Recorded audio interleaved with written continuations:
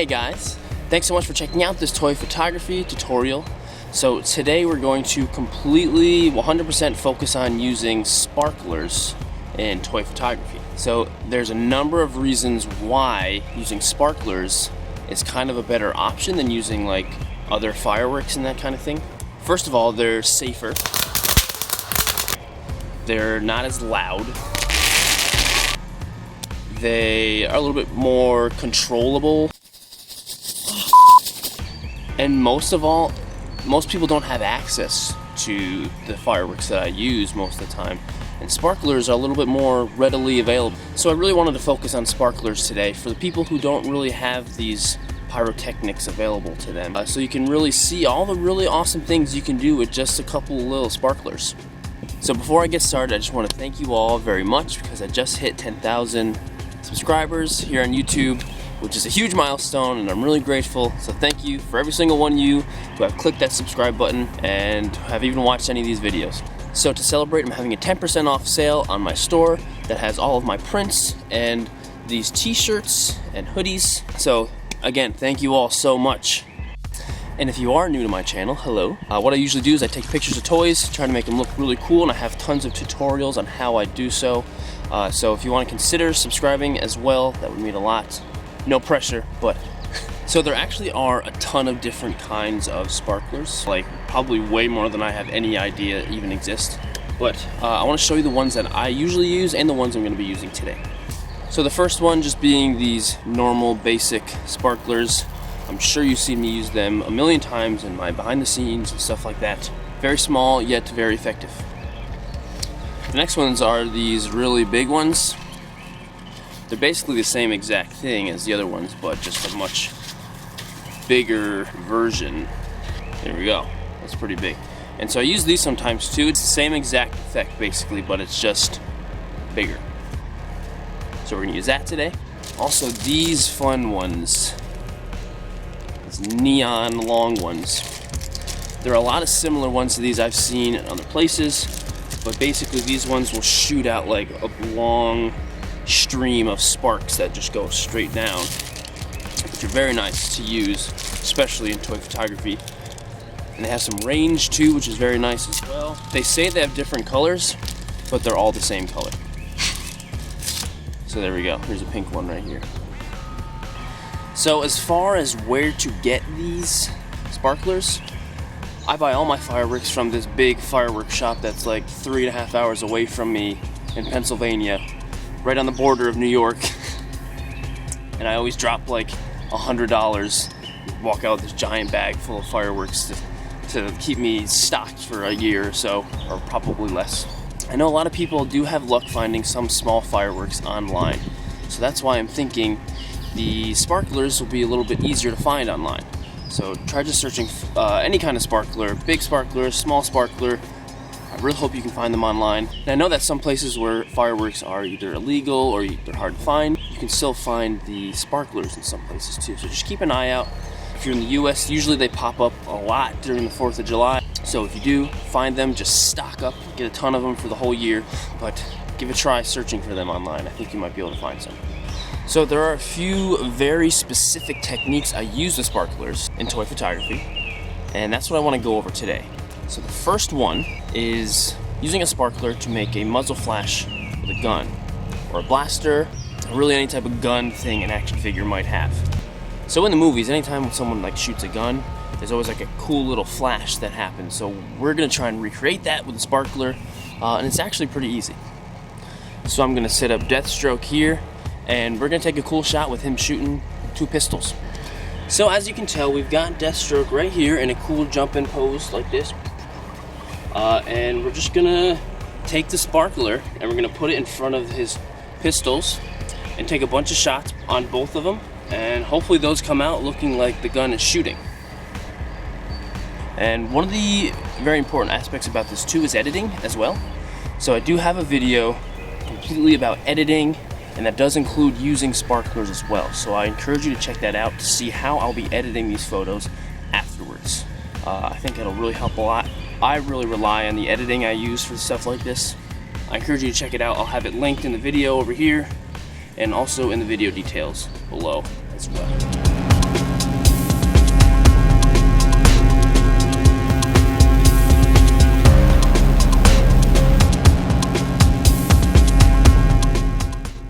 So this is kind of an optional thing, but I'm also going to use a bigger sparkler as well to just kind of put near his face. So the natural light from the sparkler will actually illuminate his face, making it look like his guns are kind of like lighting up his face. Now I think really might change the photo. So I'm going to try that also.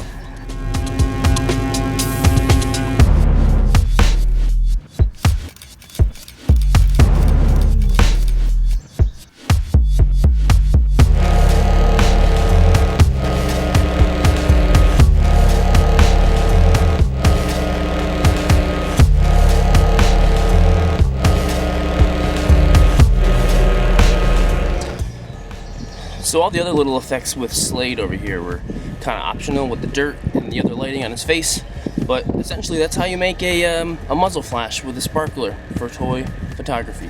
Not too bad. So the next one is one of my favorites. I'm going to set up my scene here. I got 2 battle droids, and I'm going to take the sparkler and put it really close in front of the lens of the camera. Not too close because I don't want to melt this thing. When the sparkler is so close to the lens and it's out of focus, it creates a really awesome bokeh effect in the photo.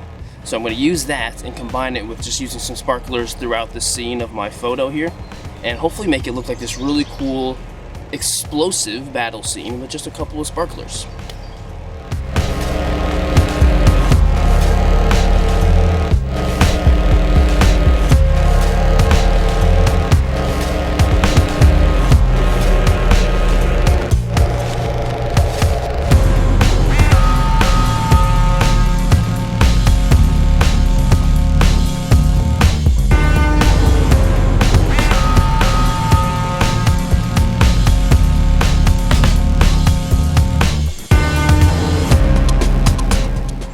So really with only a couple of sparklers, I was pretty much able to light up the whole shot with sparks and kind of explosion looking stuff. And having the sparkler close to the lens like that, out of focus, can really make that cool little bokeh effect. And also keep in mind, you can kind of combine these effects with any other shot you're doing, with a normal explosive, with anything. Sometimes you just need a little bit of sparkage to light the scene up just a little bit and it works. So now I want to show you how I use these fun little colored shower sparklers. They're really cool, and when you try to just use this effect, it does make the shot a lot more simple. You can kind of just hold it over the figure or behind it and just let the sparks fall and just take a bunch of shots and see how it looks. When you do this, it doesn't always really look like an explosion. It really does look like sparks falling, but that's kind of an effect I like. So right now we're gonna do that with Kimberly, the Pink Ranger over here.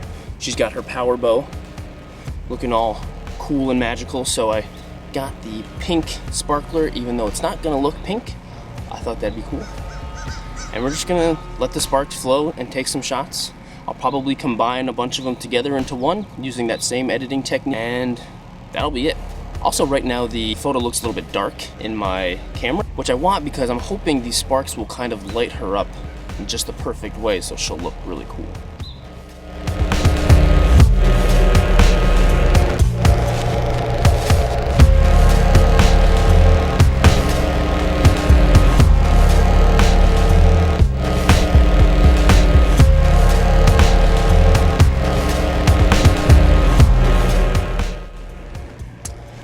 So, as you could tell, I kind of just moved the sparkler around. I also brought it closer to the lens a little bit too, so I can get that bokeh effect again in the photo, so hopefully that looks really cool. And also Kimberly was not harmed at all, which I'm really happy about because she is pricey. If you look up the SH Figuarts Pink Ranger figure, she's worth a lot nowadays, so she's one of my prized possessions for sure. But anyway, so for the last effect here, it's probably the easiest and like the most straightforward. You could do this with anything. But I have Vegeta here with his hand out, and I'm gonna make him holding like a little energy blast in his hand. So I'm basically just gonna hover the sparkler over his hand to make it look like something cool. But what I did with my camera is I turned the shutter speed down a little bit so it's a little slower, and I also turned my ISO down a little bit too so it's a little bit darker. So it'll have a little bit of a stronger, more exposed effect on Vegeta and on the sparkler itself. So that will hopefully look pretty cool.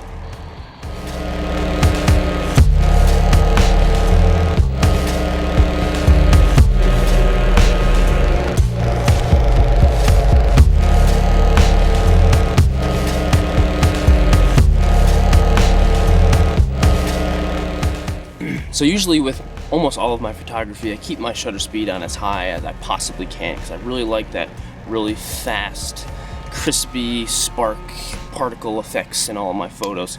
But every once in a while it's good to just kind of fiddle around and see what works best. That's basically what I do every time. I just kind of mess with it until I think it looks alright. But this one came out pretty cool.